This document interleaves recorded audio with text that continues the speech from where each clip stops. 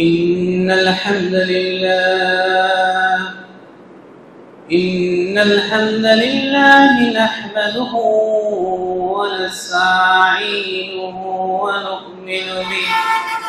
ونؤمن به ونتوكل عليه ونعوذ بالله من شرور أنفسنا ومن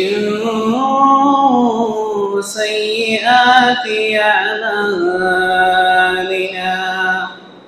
من يهده الله فلا مضل له ومن يضلله فلا هادي له وأشهد أن لا إله إلا الله وحده لا شريك له وأشهد أن محمدا عبده ورسوله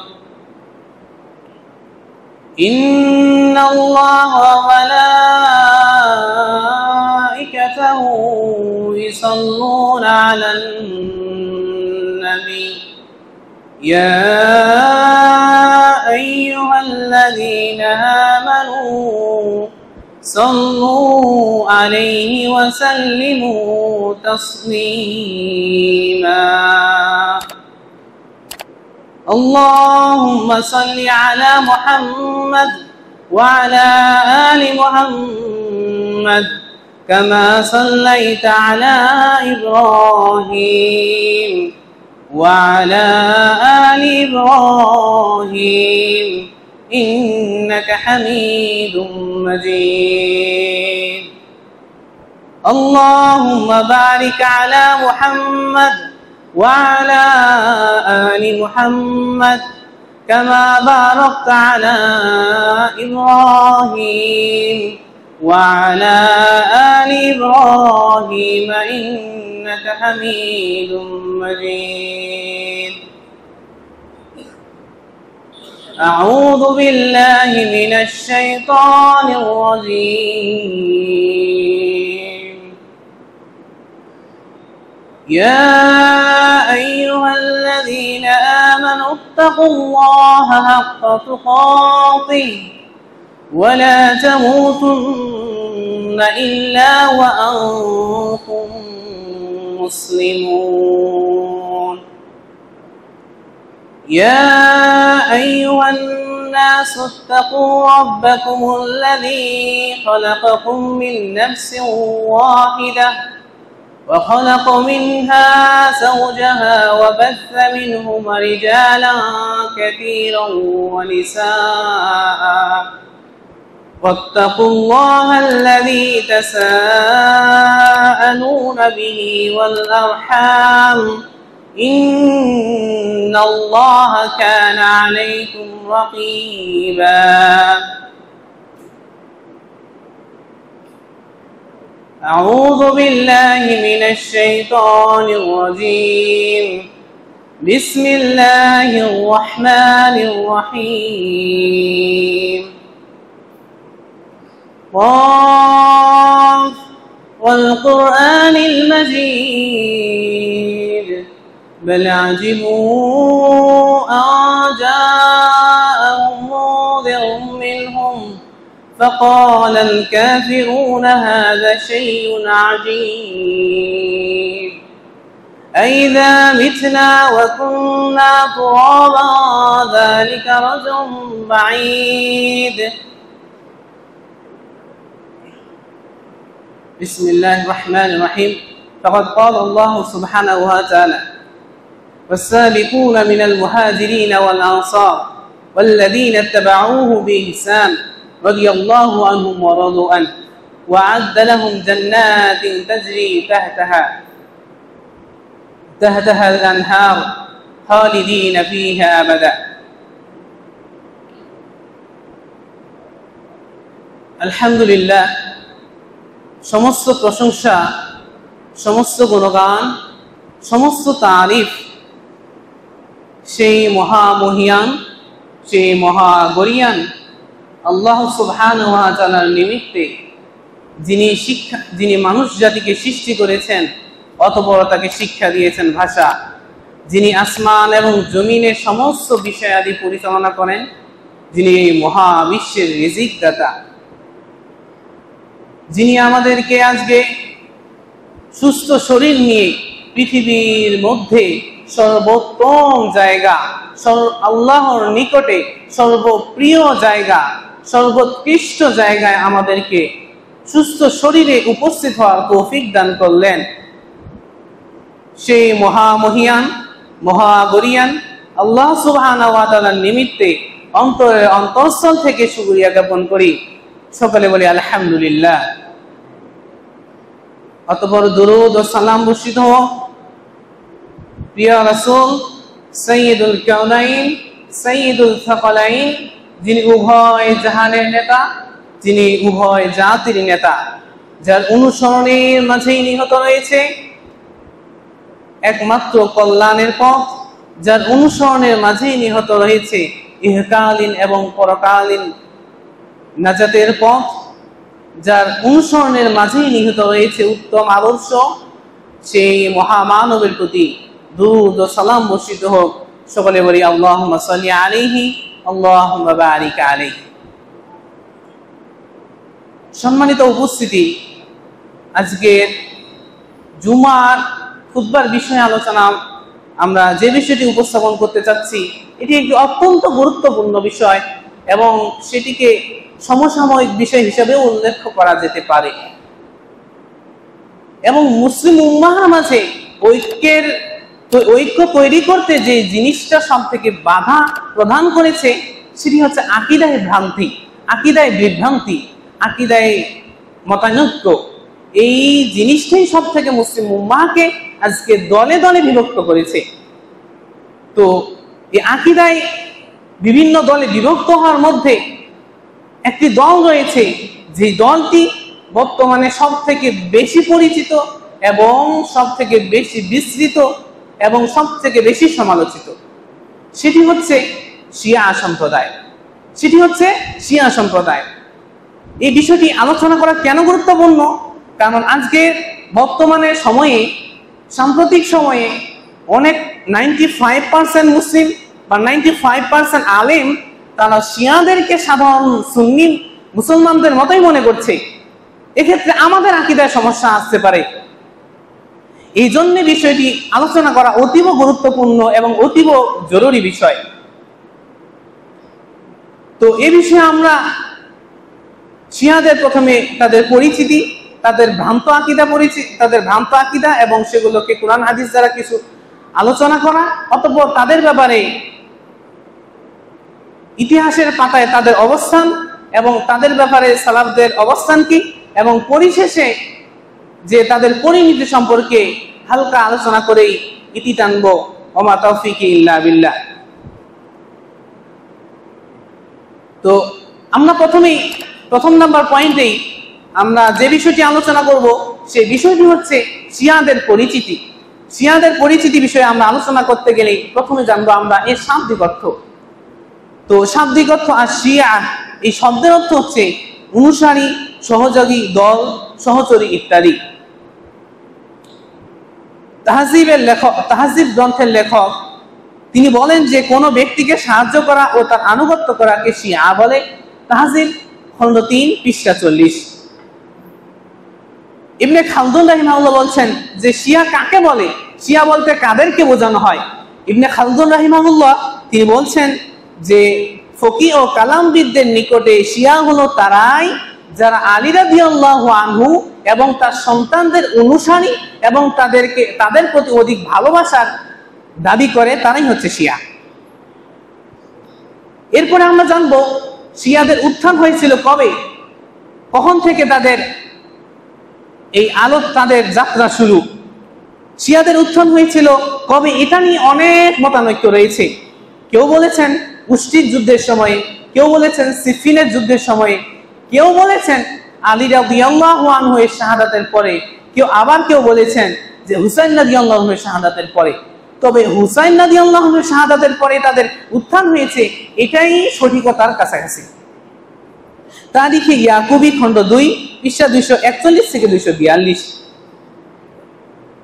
তো সম্মানিত উপস্থিতি, আমি প্রথমেই বলছিলাম যে এই আকীদায় বিভ্রান্তির কারণে মুসলিম উম্মাহ দলে দলে বিভক্ত হয়েছে।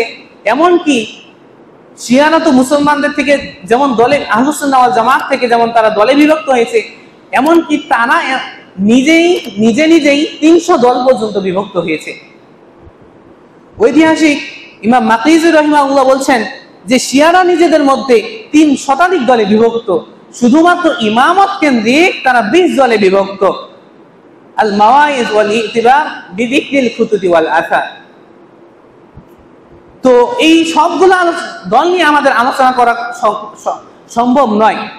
আমরা শুধু আলোচনা করব তাদের মাঝে যেগুলো অধিক প্রসিদ্ধ, অধিক পরিচিত, সে কয়েকটি দলের আমরা সংক্ষিপ্ত আলোচনা জানব। যেমন প্রথম নম্বরে আমরা উল্লেখ করতে পারি তাদের দলেরগুলোর মধ্যে 1 নম্বরে হচ্ছে ইসনা আশারিয়া বা ইমামিয়া। ইসনা আশারিয়া অথবা ইমামিয়া, যারা 12 ইমামে বিশ্বাসী, যারা বিশ্বাস করে যে আমাদের 12 ইমাম আল্লাহ প্রদত্ত নিযুক্ত, তাদেরকে বলা হয় ইমামিয়া বা ইসনা আশারিয়া। আর বর্তমানে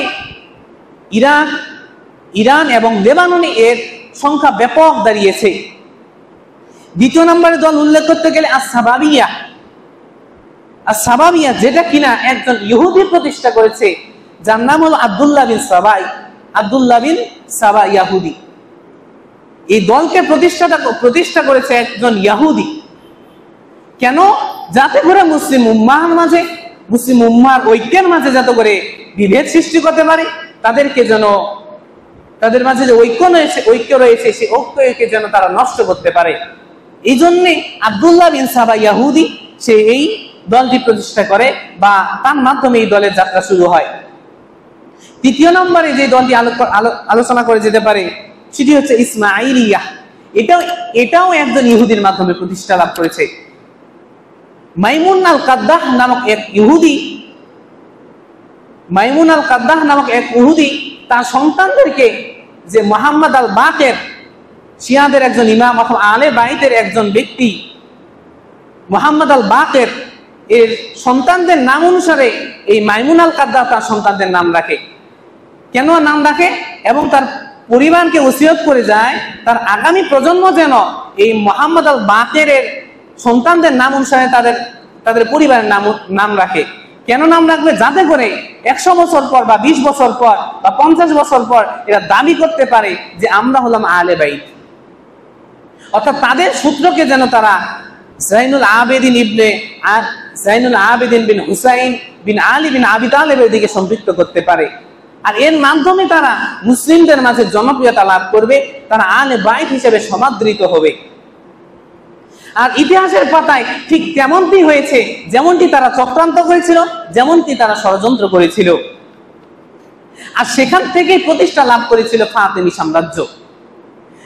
অথচ মুসলমানদেরকে ফাতেমি নাম দিয়ে তাদেরকে বিভ্রান্তে ফেলে দেওয়া হয়েছে এবং সাধারণ মুসলমান মনে করেছে যে এটা হচ্ছে আলে বাইতের ব্যক্তি, এরা হচ্ছে আলে বাইতের ব্যক্তি। এরপর চতুর্থ নম্বর দল, সেটা হচ্ছে কারামাতিয়া বা কারামিতা।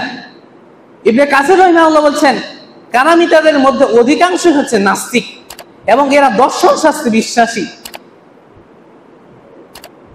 এরপরে আমরা আলোচনা করব নুসাইরিয়া সম্পর্কে। তারপরে দুরুরিয়া দলকে প্রতিষ্ঠা করেছে নুসরাতুন দুরুজ নামক এক ব্যক্তি। এই দুরুজ নামক ব্যক্তির দিকে সম্পৃক্ত করে তাকে বলা হয় দুরুজিয়া। তারপরে হচ্ছে জাইদিয়া, জায়েদ বিন আলী বিন হুসাইন বিন আলী এর দিকে সম্পৃক্ত করে এই দলের নাম রাখা হয়েছে জাইদিয়া। তো এই গেল মোটামুটি তাদের প্রকারভেদগুলো উল্লেখযোগ্য। এরপরে আমরা তাদের জানবো শিয়াদের কিছু মৌলিক ভ্রান্ত আকীদা, যে ভ্রান্ত আকীদাগুলো চরম পর্যায়ের না, একেবারে অতিরিক্ত চরম পর্যায়ের। যেমন তাদের প্রথম নম্বরে কুরআন সম্পর্কে তাদের ভ্রান্ত আকীদা, যে কুরআন নাজিল করার কথা ছিল আলী রাদিয়াল্লাহু আনহুর উপরে, কিন্তু জিবরিল আলাইহিস সালাতু ওয়াস সালাম ভুল করে কোরআনকে নাজিল করেছে মুহাম্মদ সাল্লাল্লাহু আলাইহি ওয়াসাল্লাম, বা ভুল করে মুহাম্মদ সাল্লাল্লাহু আলাইহি ওয়াসাল্লামের কাছে নিয়ে এসেছে। বিহারুল আনোয়ার খণ্ড 25 এবং পৃষ্ঠা 355। এরপরে তাদের কোরআন সম্পর্কে আরো আকীদা হলো যে কোরআনে আয়াত সংখ্যা 17,000, অথচ তারা এই দাবি করে আরো দাবি করে যে কোরআনকে বিকৃত করা হয়েছে, কোরআন বিকৃত হয়ে গিয়েছে। দ্বিতীয় নম্বরে তাদের আলী রাদিয়াল্লাহু আনহুর ব্যাপারে তাদের আকীদা হলো এবং তাদের ইমামদের ব্যাপারে তাদের আকীদা হলো, শিয়াদের প্রখ্যাত শায়েখ কুলাইনি তার আল কাফি গ্রন্থে অধ্যায় রচনা করেছেন, আলী রাদিয়াল্লাহু আনহু ও তার সমস্ত ইমামেরা গায়েবের অধিকারী। যা হবে এবং যা হয়েছে পুরো বিষয়টা তাদের কাছে স্পষ্ট। পৃথিবীতে যা হয়েছে এবং যা হবে তারা দাবি করে যে তাদের ইমামরা সবকিছু জানেন। উসুলুল কাফি খণ্ড 1 পৃষ্ঠা 347। আমরা পরবর্তীতে এইগুলোকে খণ্ডন করার চেষ্টা করবো ইনশাআল্লাহ। এরপরে তাদের বিষয় হলো যে তৃতীয় নম্বরে তাদের সাহাবীদের ব্যাপারে তাদের ভ্রান্ত আকীদা। যে সাহাবীদের ব্যাপারে তাদের আকীদা হলো যে অধিকাংশ সাহাবী যে কাফির হয়ে গেছে বা মুরতাদ হয়ে গেছে, অথবা তাদের অধিকাংশই তারা দোষী। মিনহাজুস সুন্নাহ খণ্ড 1 ইবনে তাইমিয়া রাহিমাহুল্লাহ। এর ব্যাপারে তাদের আরো কথা বলছে যে ফুরুউল কাফি খণ্ড 3 পৃষ্ঠা 224 এর মধ্যে বলা হয়েছে যে ব্যক্তি আলী রাদিয়াল্লাহু আনহু, যে ব্যক্তি উমর রাদিয়াল্লাহু আনহু, ওসমান রাদিয়াল্লাহু আনহু, আবু বকর রাদিয়াল্লাহু আনহু এবং আয়েশা, হাফসা ও মুয়াবিয়াকে প্রত্যেক ফরজ সালাতের পরে নিন্দা জানাতে পারবে, তাদেরকে অভিশাপ দিতে পারবে, তারাই হচ্ছে আল্লাহর নিকটে নৈকট্যশীল বান্দা। তাদের দাবি এগুলো। ফুরুউল কাফি খণ্ড 3 পৃষ্ঠা 224। এই ব্যাপারে এরপরে তাদের আয়েশা রাদিয়াল্লাহু আনহার ব্যাপারে তাদের আকীদা হলো যে ইমাম মাহদী আগমন করে আয়েশা রাদিয়াল্লাহু আনহাকে জীবিত করবেন এবং তার উপরে জিনার হদ জায়েজ করবেন। নাউযুবিল্লাহি মিন যালিক। হাকুল ইয়াকিন পৃষ্ঠা 347।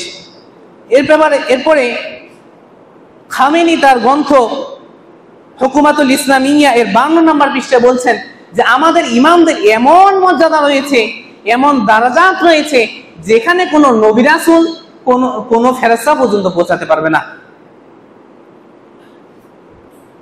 এখন আসি আমরা তাদের আকীদাগুলোকে কিছু সামান্য স্বল্প আকারে খণ্ডন করার চেষ্টা করব ইনশাআল্লাহ।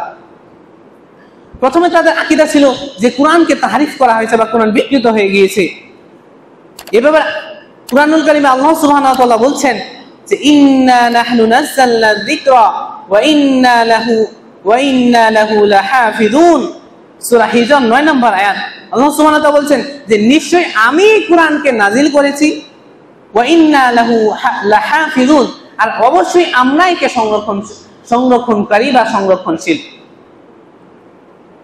অর্থাৎ আল্লাহ সুবহানাহু ওয়া তাআলা এই আয়াত দ্বারা এটা স্পষ্টভাবে বোঝা যাচ্ছে যে কোরআনের সংরক্ষণকারী আল্লাহ, আর কোরআনকে কখনো তাহরিফ করা হয়নি বা কোরআনকে বিকৃত করা হয়নি। দ্বিতীয় নম্বরে তারা দাবি করে যে তাদের ইমামরা গায়েব জানে, অথচ আল্লাহ সুবহানাহু ওয়া তাআলা কুরআনুল কারীমে বলছেন যে কুল লা ইয়ালামু মা ফিস সামাওয়াতি ওয়াল আরদিল গায়বা ইল্লাল্লাহ।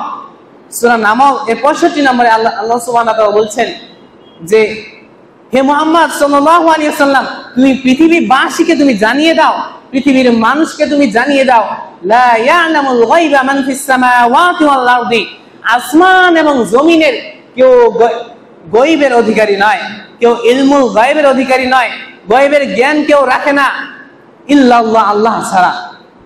অথচ তাহলে এই আয়াত দ্বারা এটাই সাব্যস্ত হচ্ছে শিয়াদের এই বিশ্বাস, শিয়াদের আকীদা স্পষ্ট ভ্রান্ত এবং স্পষ্ট ভ্রষ্টতা। এবং তারা সাহাবীদেরকে বিশেষ করে যারা তারা বলে যে সাহাবীরা মুরতাদ হয়ে গিয়েছে, অথচ আল্লাহ সুবহানাহু ওয়া তাআলা কুরআনুল কারীমে বলছেন والسابقون الأولون من المهاجرين والأنصار والذين اتبعوه بإحسان رضي الله عنهم ورضوا عنه وأعد لهم جنات تجري تحتها الأنهار خالدين فيها أبدا। আল্লাহ সুবহানাহু ওয়া তাআলা বলছেন যে মুহাজির এবং আনসারদের মধ্যে যারা অগ্রবর্তী এবং মুহাম্মদ সাল্লাল্লাহু আলাইহি ওয়াসাল্লামের যারা একনিষ্ঠভাবে অনুসরণ করে, তাদের প্রতি আল্লাহ সন্তুষ্ট এবং তারাও আল্লাহর প্রতি সন্তুষ্ট। আর আল্লাহ সুবহানাহু ওয়া তাআলা তাদের জন্য এমন জান্নাত বা এমন বাগান প্রস্তুত করে রেখেছেন যে বাগানের তলদেশ দিয়ে নদীসমূহ প্রবাহিত, এবং তারা সেখানে চিরকাল বসবাস করবে। অথচ যে সাহাবীদের ব্যাপারে আল্লাহ সুবহানাহু ওয়া তাআলা তার সন্তুষ্টি প্রকাশের ঘোষণা দিয়েছেন, সেই সাহাবীদেরকে তারা মুরতাদ বলছে, সেই সাহাবীদেরকে তারা কাফের বলছে, তাদের আকীদা কত নিয়ে জঘন্যতম, কতই না ভ্রান্তিকর। এ ব্যাপারে তারপরে আমরা জানছি যে আয়েশা রাদিয়াল্লাহু আনহার ব্যাপারে তাদের আকীদা হলো যে তিনি জিনা করেছেন, নাউযুবিল্লাহ। অথচ আল্লাহ সুবহানাহু ওয়া তাআলা কুরআনুল কারীমে একটা নয়, দুইটা নয়, 14টি আয়াত নাযিল করেছেন আয়েশা রাদিয়াল্লাহু আনহার পবিত্রের ব্যাপারে। সূরা নূরের 11 থেকে 24 নম্বর আয়াত পর্যন্ত আল্লাহ সুবহানাহু ওয়া তাআলা আয়েশা রাদিয়াল্লাহু আনহার পবিত্র এই কথাকে স্পষ্ট করার জন্য আল্লাহ সুবহানাহু ওয়া তাআলা একটি নয়, দুইটি নয়, পরপর 13টি আয়াত নাযিল করেছেন। এবং তাদের আরো আকীদা হলো যে, বললাম কিছু পূর্বে উল্লেখ করেছি যে আবু বকর, উমর এবং উসমান, মুআবিয়াকে যারা প্রত্যেক ফরজ সালাতের পরে অভিশাপ দিতে পারবে তারাই আল্লাহর নিকটে নৈকট্যশীল বান্দা। অথচ রাসূল সাল্লাল্লাহু আলাইহি ওয়াসাল্লাম বলছেন যে আন আলী ইবনে আবি তালিব রাদিয়াল্লাহু আনহু قال كنت عند النبي صلى الله عليه وسلم فقال يا علي هذان سيدا كهول اهل الجنه وشبابها بعد النبيين والمرسلين। আলী ইবনে আবি তালিব রাদিয়াল্লাহু আনহু বর্ণিত, তিনি বলছেন যে আমি একদা রাসূল সাল্লাল্লাহু আলাইহি ওয়াসাল্লামের নিকটে ছিলাম, তো রাসূল সাল্লাল্লাহু আলাইহি ওয়াসাল্লাম আমাকে বললেন যে হে আলী, হাদানি সাইয়্যিদানি কুহুলি আহলিল জান্নাহ ওয়া শাবাবিহা, যে এই দুজন ব্যক্তিকে যে তুমি দেখতে পাচ্ছ তোমার সামনে, এই দুজন ব্যক্তি হচ্ছে জান্নাতের যারা মধ্যবয়সী হবে এবং যুবক হবে তাদের সর্দার হবে এরা। এবং কিন্তু নবী রাসূলদের ছাড়া, নবী রাসূলগণ ছাড়া জান্নাতের যারা মধ্যবয়সী এবং যুবক হবে তাদের সর্দার হচ্ছে আবু বকর এবং উমর। রাসূল সাল্লাল্লাহু আলাইহি ওয়াসাল্লাম তাদেরকে বলছেন, তাদের ব্যাপারে বলছেন যে এই দুজন ব্যক্তি হচ্ছে যারা জান্নাতের যুবক এবং মধ্যবয়সী হবে তাদের নেতৃত্ব দিবে বা তাদের নেতা হবে এই দুইজন ব্যক্তি। অথচ তাদের ব্যাপারে শিয়াদের আকীদা কতই না জঘন্যতম, কতই না নিকৃষ্ট। তারপরে তাদের আরো কিছু ভয়ঙ্কর আকীদা, যেমন তারা তানাসুখ আকীদায় বিশ্বাসী। তানাসুখ আকীদা কি? তানাসুখ আকীদা হলো যে পুনর্জন্মে বিশ্বাসী। একজন মানুষ মৃত্যুবরণ করেছে, সে আবার জন্মগ্রহণ করবে। তাদের ইমামগণ মৃত্যুবরণ করেছে, কিন্তু তাদের ইমামগণ বারবার এভাবে জন্মগ্রহণ করতেই থাকবে এবং তাদেরকে পৃথিবীতে এসে সাহায্য করবে। তাদের আকীদা হলো এটা। অথচ আল্লাহ সুবহানাহু ওয়া তাআলা তাদের কুরআনুল কারীমে সূরা মুমিনুন এর 99 থেকে 100 নম্বর আয়াতে আল্লাহ তাআলা বলছেন, হাত্তা ইযা জাআ আহাদুকুমুল মাউত ক্বালা রাব্বিরজিউন লাআল্লি আ'মাল সালিহান ফীমা তারাকতু কাল্লা। আল্লাহ সুবহানাহু ওয়া তাআলা বলছেন যে এমনকি যখন তাদের নিকট মৃত্যু পৌঁছে যায় তখন তারা বলে যে রাব্বিরজিউন, হে প্রতিপালক আমাদেরকে ফিরিয়ে দিন, আমাদেরকে আবার সুযোগ দিন, লাআল্লি আ'মাল সালিহান, যাতে করে আমরা সৎ কর্ম করতে পারি, আরো ভালো ভালো কর্ম করতে পারি। ফীমা তারাকতু, যে কর্মগুলো আমরা করিনি এই কর্মগুলো আমাদেরকে আপনি আমাদেরকে আবার সুযোগ দিন, যাতে করে এই কর্মগুলো আমরা করার সুযোগ লাভ করি। অতঃপর আল্লাহ সুবহানাহু ওয়া তাআলা বলছেন, কাল্লা, কোনদিন না, কোনদিনই না, তারা কোনদিনই পৃথিবীতে ফিরে আসতে পারবে না, তাদেরকে কখনোই সুযোগ দেওয়া হবে না। অথচ তারা দাবি করে যে তাদের ইমামগণ পৃথিবীতে বারবার জন্মগ্রহণ লাভ করে থাকেন। এবং তাদের আরো আকীদা হলো 8ম নম্বরে তাদের মুতা বিবাহের ব্যাপারে তাদের আকীদা কি? তারা বলছে যে মিসবাহুত তাহাজ্জুদ 252 নম্বর পৃষ্ঠায় এসেছে যে তারা বলছে যে একজন ব্যক্তি ততক্ষণ পর্যন্ত মুমিন হতে পারবে না যতক্ষণ না পর্যন্ত একজন ব্যক্তি মুতা বিবাহ করে। তাদের দাবি হলো একজন ব্যক্তি ততক্ষণ পর্যন্ত না মুমিন হতে পারবে না যতক্ষণ না সে মুতা বিবাহ করে। এমনকি তাদের আরো দাবি যে একবার মুতা বিবাহ করা 70 বার কাবাঘর জিয়ারত করা থেকে উত্তম। অথচ এই বিষয়গুলো কতই না ভ্রান্তিকর।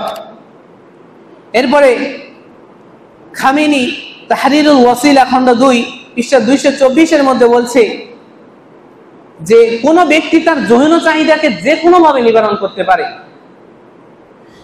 খামেনি তাহরিরুল ওসিরা খণ্ড 2 পৃষ্ঠা 224 মধ্যে বলছে যে একজন ব্যক্তির যখন তার যৌন উত্তেজনা আসবে, তখন সে তার যৌন চাহিদাকে যে কোনো ভাবে নিবারণ করতে পারে, সেটি যদি দুধ পান করা শিশু হয়।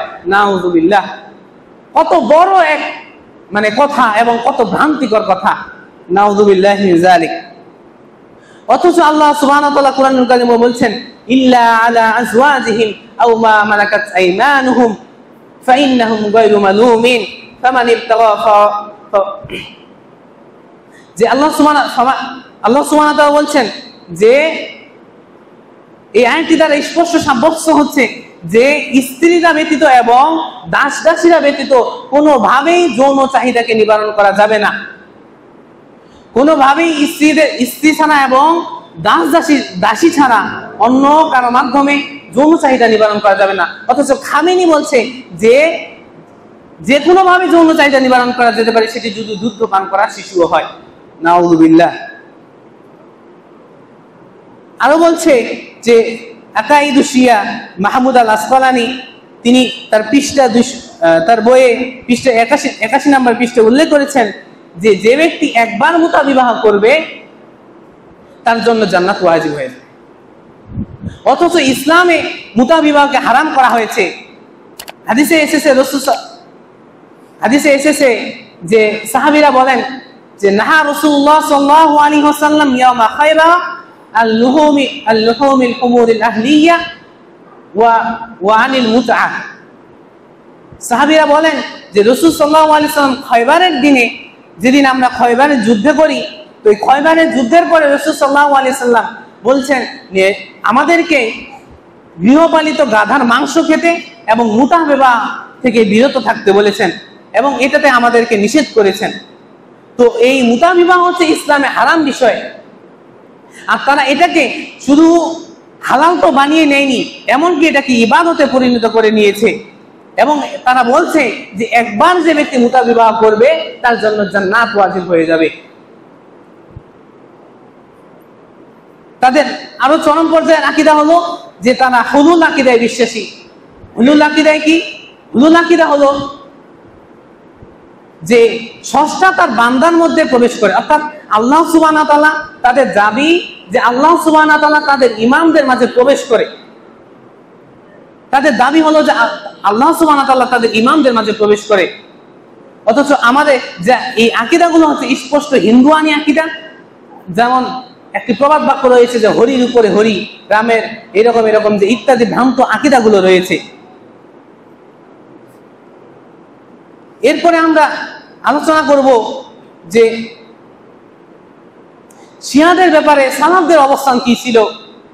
সালাফদের অবস্থান কি ছিল শিয়াদের ব্যাপারে? শেখুল ইসলাম ইবনে তাইমিয়া রাহিমাহুল্লাহ বলছেন যে রাফিজি শিয়ারা হলো ইহুদিদের গাধা।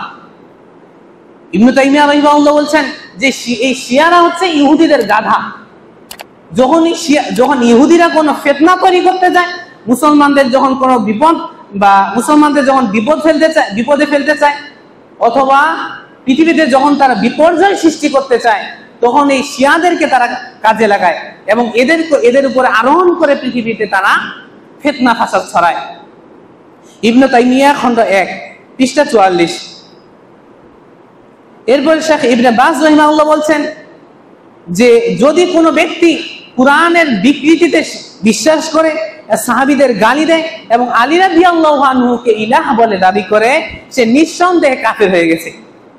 ইবনে বাজ রাহিমাহুল্লাহ বলছেন যে ব্যক্তি কুরআনের বিকৃতিতে বিশ্বাস করে, সাহাবীদের গালি দেয় এবং আলী রাদিয়াল্লাহু আনহুকে ইলাহ বলে বিশ্বাস করবে, সে ব্যক্তি নিঃসন্দেহে কাফের হয়ে গেছে। মাজমায়ে ফাতওয়া খণ্ড 4 পৃষ্ঠা 312। এবং মুহাম্মদ বিন সালেহ আল উসাইমিন রাহিমাহুল্লাহ বলছেন যারা সাহাবীদেরকে গালি দেয়, বিশেষ করে আবু বকর ও ওমর রাদিয়াল্লাহু আনহুমাকে যারা গালি দেয়, তারা অবশ্যই কাফের। লিকাইল বাবিল মাফতুহ 48 নম্বর পৃষ্ঠা। তো এই বিষয়গুলো যারা আমাদের কাছে স্পষ্ট হচ্ছে যে তাদের ব্যাপারে সালাফদের অবস্থান হলো যে তারা কাফের। তাদের অধিকাংশ যারা এই বিশ্বাস করবে যে যারা সাহাবীদেরকে গালি দিবে এবং যারা আলী রাদিয়াল্লাহু আনহু ইলাহ বলে দাবি করবে, বিশেষ করে আবু বকর ওমরকে যারা গালি দিবে তারা নিঃসন্দেহে কাফের হয়ে গেছে।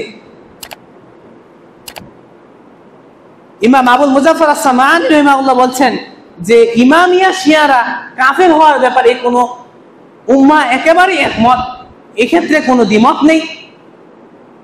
আল আনসার খণ্ড 6 পৃষ্ঠা 341, যে যারা ইমামিয়া, আমি শুরুতেই বলেছি ইমামিয়া কারা?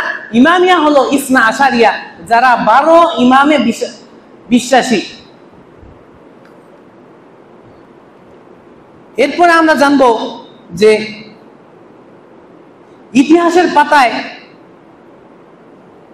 ইতিহাসের পাতায় শিয়াদের অবস্থানটা কেমন ছিল, ইতিহাসের পাতায় শিয়াদের অবস্থান কেমন ছিল।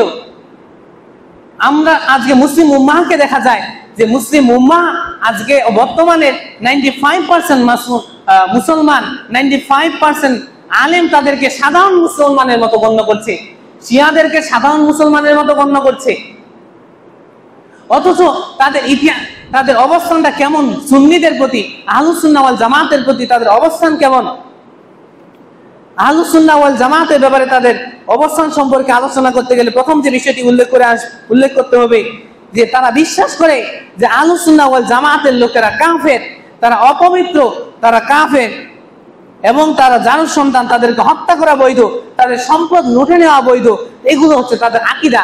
আমাদের ব্যাপারে আজকে আমরা যারা শিয়াদেরকে নিয়ে লাফালাফি করছি, আমরা শিয়াদেরকে বীর শ্রেষ্ঠ বানিয়ে দিচ্ছি, মুসলমানদের নেতা বানিয়ে দিচ্ছি, অথচ তারা বিশ্বাস করে কি যে এই শিয়ারা বিশ্বাস করে কি যে আহলুস সুন্নাহ ওয়াল জামাতের লোকেরা কাফের, তাদের ধন সম্পদ লুটে নেওয়া বৈধ, তারা জানুর সন্তান এবং তাদের কুরবানি বৈধ নয়।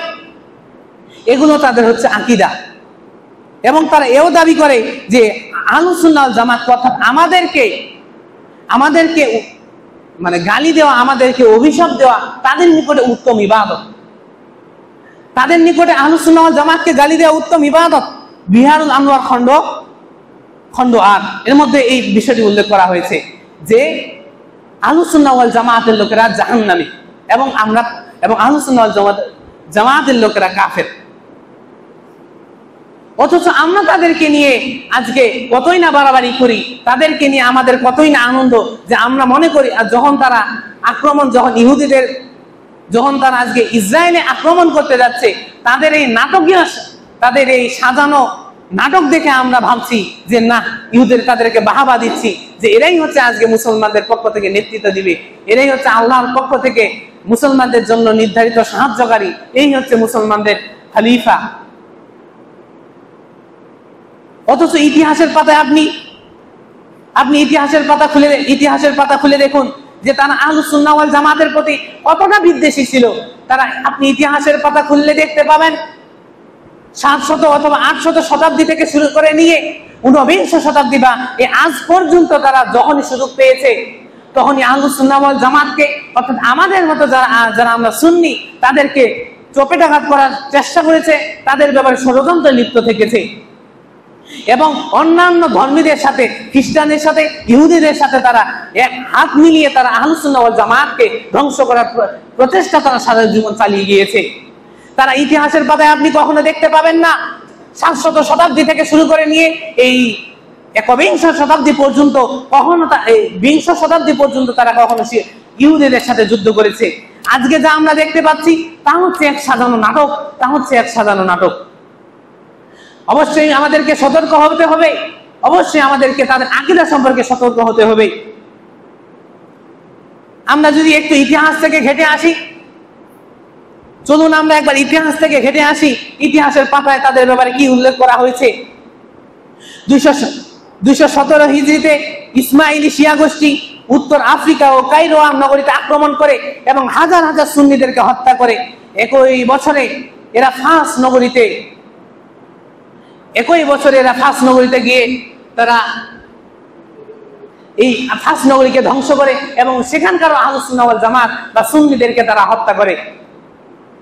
অনুরূপভাবে 317 হিজরিতে কাবাঘরে আক্রমণ চালিয়ে তারা হাজার হাজার হাজিদেরকে হত্যা করেছে এবং কাবাঘরের যে হাজার আসওয়াদ রয়েছে এই হাজার আসওয়াদকে তারা চুরি করে নিয়ে গিয়েছিল।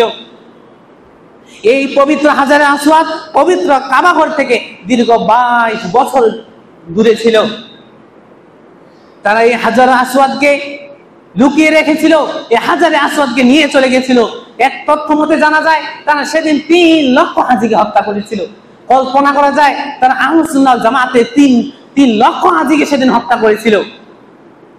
এমনকি আরেক জরিপে দেখা যায় এই 2003 সাল থেকে শুরু করে নিয়ে 2010 সালে ইরান, ইরাক এবং লেবাননে এই জায়গাতে 10 লক্ষ সুন্নিকে হত্যা করা হয়েছে।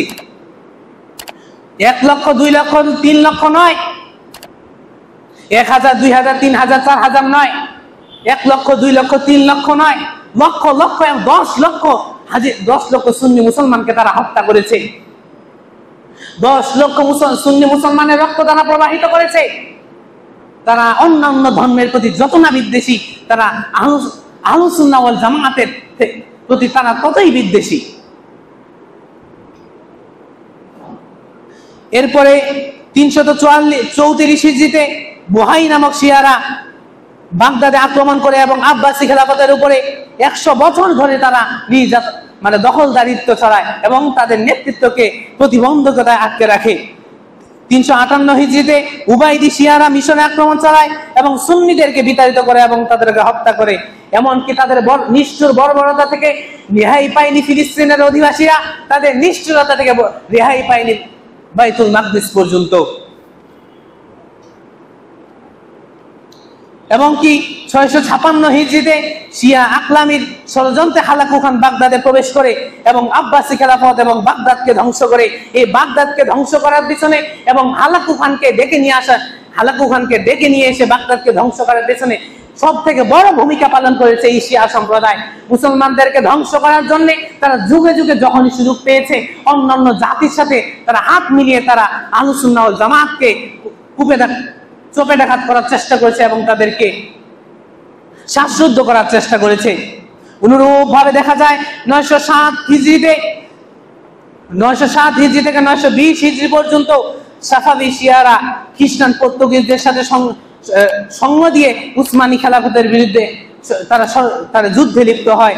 এমনকি 1399 হিজরি মোতাবেক অর্থাৎ 1979 খ্রিস্টাব্দে খামেনি ইরানকে দখল করে এবং ইরানের যে রাজধানী রয়েছে তেহরান, এই তেহরান থেকে সুন্নি মুসলমানদেরকে বিতাড়িত করে এবং সুন্নি মুসলমানদের কোনো মসজিদ, কোনো মাদ্রাসাকে তারা চালু রাখেনি। আপনি আজও খোঁজ নিয়ে দেখুন, তেহরানে আজ পর্যন্ত কোনো সুন্নিদের কোনো মসজিদ নেই, কোনো মাদ্রাসা নেই।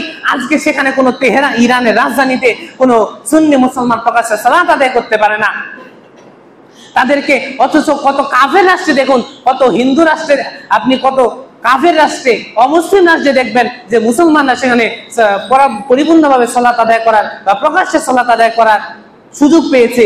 অথচ মুসলিম নামধারী এই জাতি, এই গোষ্ঠী, এই ব্যক্তিবর্গ আজকে আরেক মুসলমানদেরকে অর্থাৎ আহলুস সুন্নাহ ওয়াল জামাতকে ধ্বংস করার ষড়যন্ত্রে লিপ্ত রয়েছে। আরেকটি বিষয় আলোচনা করতে হয়, সেই বিষয়টি হলো যে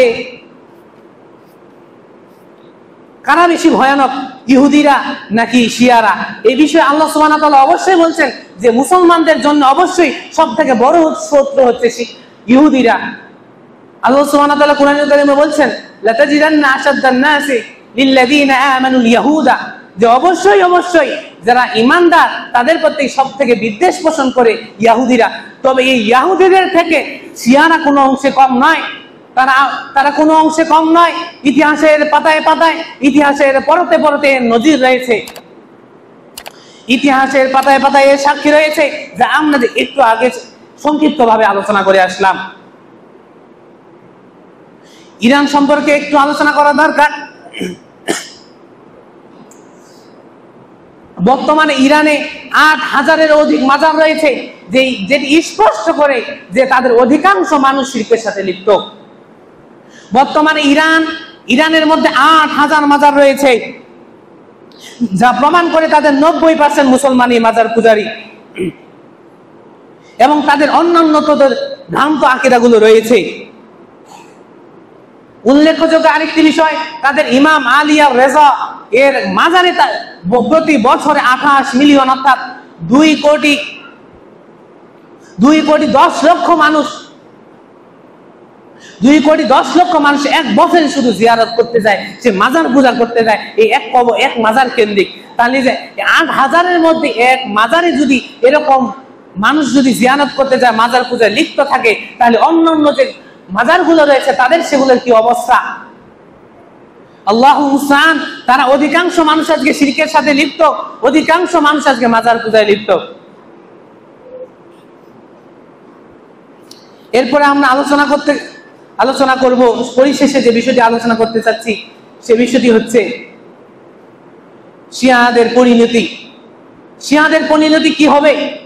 শিয়াদের পরিণতি আজকে তাদের কারণে আজকে মুসলিম উম্মাহ দলে দলে বিভক্ত হয়েছে।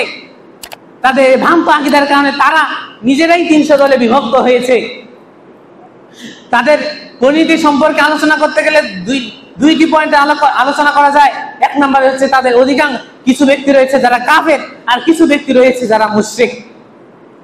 তারা কাফের কিভাবে? অনেক শিয়া রয়েছে যারা কাফের। তারা কাফের কিভাবে তারা কাফের? তারা নবী রাসূলগণের পরেই পৃথিবীর শ্রেষ্ঠ মানুষ আবু বকর ও উমরকে গালি দেয়। তারা তাদেরকে মুরতাদ বলে এজন্যে, এবং কি দ্বিতীয় নম্বরে যে তারা ইসলামের হারাম বিষয়গুলোকে হালাল করে নিয়েছে, যেমন মুতা বিবাহকে তারা হারাম বিষয়কে হালাল করে নিয়েছে। এবং তৃতীয় নম্বরে হচ্ছে আহলুস সুন্নাহ ওয়াল জামাআতকে তারা হত্যা করা বৈধ মনে করে, তাদের ধন সম্পদ লুটে নেওয়া বৈধ মনে করে। এই কারণে তাদের অনেক যারা এই আকীদাগুলো পোষণ করবে তারা অধিকাংশে তারা কাফের। তারা মুশরিক কিভাবে? শিয়াদের অনেকেই মুশরিক। কিভাবে তারা মুশরিক? তারা মুশরিক হলো তারা আল্লাহ সুবহানাহু ওয়া তাআলার আসমা ওয়া সিফাতের ক্ষেত্রে তারা শিরক করে।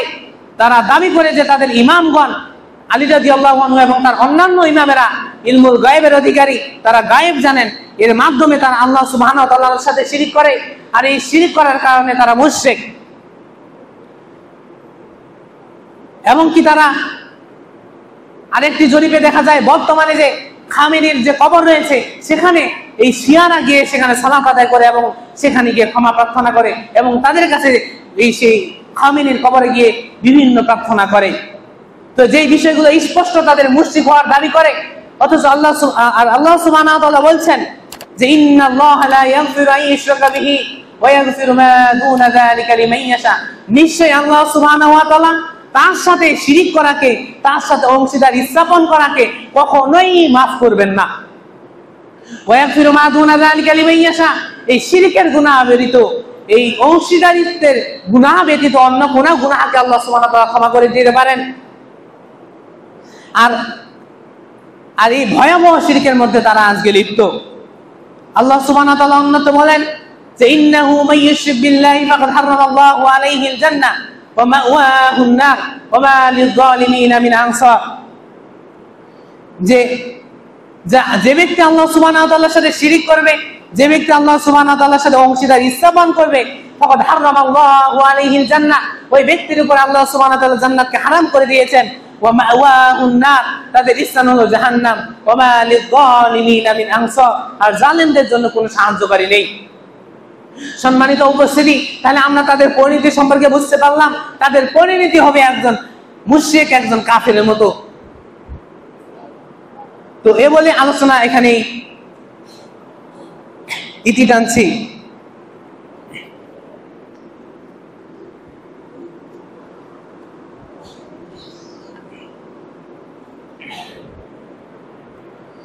الحمد لله نحمده ونستعينه ونؤمن به ونتوكل عليه ونعوذ بالله من شرور أنفسنا ومن سيئات أعمالنا من يهده الله فلا مضل له ومن يضلله فلا هادي له। আলহামদুলিল্লাহ, প্রশংসা জ্ঞাপন করছি সেই মহান প্রতিপালকের, যিনি আমাদেরকে দীর্ঘক্ষণ যাবৎ এই বিষয়ে শিয়াদের পরিচিতি এবং তাদের ভ্রান্ত আকীদা এবং তাদের পরিণতি সম্পর্কে কিছু আলোচনা করার এবং কিছু শোনার তৌফিক দান করলেন। সে মহান রব্বুল আলামিনের শুকরিয়া জ্ঞাপন করছি আলহামদুলিল্লাহ। তো আমরা যে বিষয়টি নিয়ে আলোচনা করলাম, শিয়াদের ভ্রান্ত আকীদা এবং তাদের যে বর্তমানে যে তাদের কর্মকাণ্ড এবং আল্লাহ সুবহানাহু ওয়া তাআলা আমাদেরকে এই শিয়াদের ভ্রান্ত আকীদা, তাদের যে ভয়াবহ কাজগুলো রয়েছে সেগুলো থেকে আমাদেরকে মুক্ত রাখুন। সকলে বলি মুক্ত, যেন আমাদেরকে মুক্ত রাখেন। সকলে বলি আল্লাহুম্মা আমিন। আমাদের মধ্যে যারা অসুস্থ, আল্লাহ সুবহানাহু ওয়া তাআলা তাদেরকে যেন শিফায়ে কামিলা, শিফায়ে আজিলা দান করে। সকলে বলি আল্লাহুম্মা আমিন। অতঃপর আমাদের মধ্যে যারা ঋণগ্রস্ত, আল্লাহ সুবহানাহু ওয়া তাআলা তাদের যেন ঋণগুলোকে পূরণ করার তৌফিক দান করে দেয়। ঋণগ্রস্তদেরকে যেন ঋণ পূরণ করার তৌফিক দান করে। আল্লাহ, সকলে বলি আল্লাহুম্মা আমিন। আল্লাহ আবার পরিশেষে আবার বলি, আল্লাহ তুমি আমাদেরকে এই শিয়াদের ভয়াবহ কর্মকাণ্ড থেকে, তাদের ভয়াবহ যে ভ্রান্ত আকীদা রয়েছে সেগুলো থেকে আমাদেরকে রক্ষা করো। আল্লাহুম্মা আমিন। হে আল্লাহ, তোমার কাছে ক্ষমা চাইছি, আমাদের গুনাহগুলোকে মাফ করে দাও। হে আল্লাহ, তুমি ছাড়া তো আমাদের গুনাহগুলো মাফ করার কেউ নেই। তুমি ছাড়া তো আমাদের আর কেউ নেই। তুমি ছাড়া আমাদের গুনাহগুলোকে কে মাফ করবে? ইয়া আল্লাহ, তোমার তো অনেক বান্দা রয়েছে, কিন্তু আমাদের তো তুমি ছাড়া কেউ নেই। সুতরাং আমাদের গুনাহগুলোকে তুমি মাফ করে দাও, আমাদের গুনাহগুলোকে তুমি মাফ করে দাও, আমাদেরকে সব ব্যক্তিদের অন্তর্ভুক্ত করে নাও।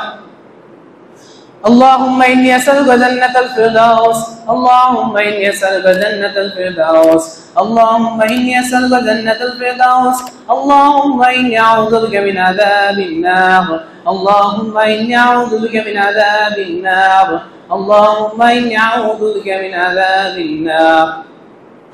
اللهم اغفني بحلالك وعن حرامك واغنيني بفضلك. اللهم صل على محمد وعلى آل محمد كما صليت على إبراهيم وعلى آل إبراهيم إنك حميد مجيد. اللهم بارك على محمد وعلى آل محمد كما باركت على إبراهيم وعلى آل إبراهيم إنك حميد مجيد.